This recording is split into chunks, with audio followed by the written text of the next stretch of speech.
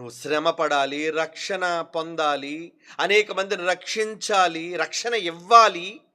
నాయనా యేసు, నువ్వు వెళ్ళు నాయన, శ్రమపడు, శ్రమ పడాలి. శ్రమ పడ్డానికి యేసు ప్రభును భూమి మీదకి పంపాడు, కష్టపెట్టాడు, శిలువ మరణం పొందినంతగా చేశాడు. లేదంటే నీకు కూడా పరలోకం ఇవ్వనన్నాడు.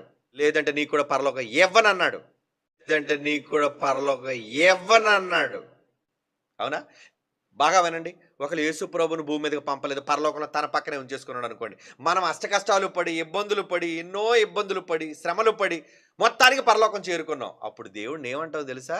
ఆహా తండ్రి, గొప్ప న్యాయవంతుడు కదా నువ్వు. నువ్వు కన్నా నీ కొడుకును మాత్రం నీ పక్కనే పెట్టుకున్నావు, ఆయనకి ఏ కష్టం ఉండదట.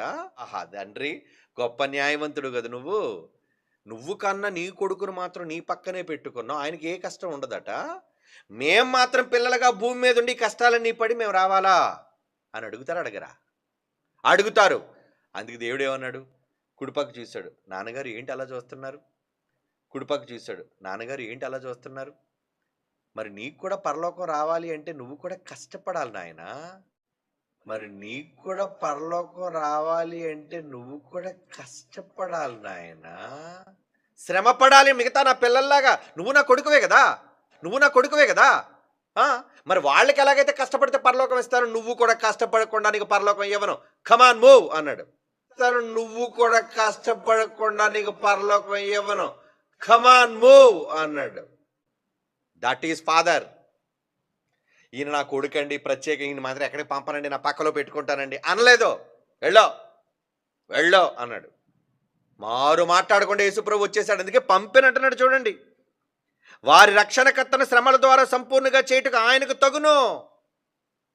కష్టపడాలి, నువ్వు వెళ్ళు, నువ్వు వెళ్ళు నాయన, చనిపో, నిన్ను లేపుతాను, నిన్ను హీరోగా చూపిస్తాను, అప్పుడు రా, నీకు సర్వాధికారం ఇస్తాను, నేను ఇస్తాను, నువ్వు తీసుకునేది కాదు, అది నేను ఇస్తాను. వచ్చి నా పక్కన కూర్చో. ఎవరి దగ్గర మాట్లాడటం కాదు, దిస్ ఇస్ BOUI. ఎవరి దగ్గర మాట్లాడటం కాదు, this is BOUI. This is Christ church. బైబిల్ని ఎప్పటికీ సంవత్సరాలుగా చదువుతూ, అన్వేషిస్తూ, రీసెర్చ్ జరుగుతోంది, స్టిల్ గోయింగ్ ఆన్.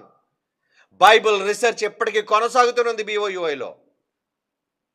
ఎవరో రాసిన పనికిరాని సిద్ధాంతాలు, మున్నుపు రాసిన వాళ్ళందరూ దొంగ కవిత్వాలు, దొంగ రాతలు, ఏమండి కామెంట్రీలు, అలాంటి చదివే అవసరత BOUIకి లేదు. ఎవరో రాసిన పనికిరాని సిద్ధాంతాలు, మున్నుపు రాసిన వాళ్ళందరూ దొంగ కవిత్వాలు, దొంగ రాతలు, ఏమండి కామెంట్రీలు, అలాంటి చదివే అవసరత BOUIకి లేదు. అలాంటి చదివే అవసరత BOUIకి లేదు. నేర్చుకోండి. బైబిల్ విశ్వవిద్యాలయం జ్ఞానాన్ని బోధించేది. నువ్వు బొవ్వన్నా బువ్వన్నా ఏదన్నా, నువ్వు బొవ్వన్నా బువ్వన్నా ఏదన్నా, నీకు మహాజ్ఞానం ఈ తరంలో నేర్పించాలి అంటే క్రైస్ట్ చర్చ్ సత్యానికి స్తంభం, క్రీస్తు సంఘం. ఆ సంఘం నిలబెట్టింది, స్థాపించిన ఒక విద్యా నిలయం, విద్యా కేంద్రం. That is BOUI.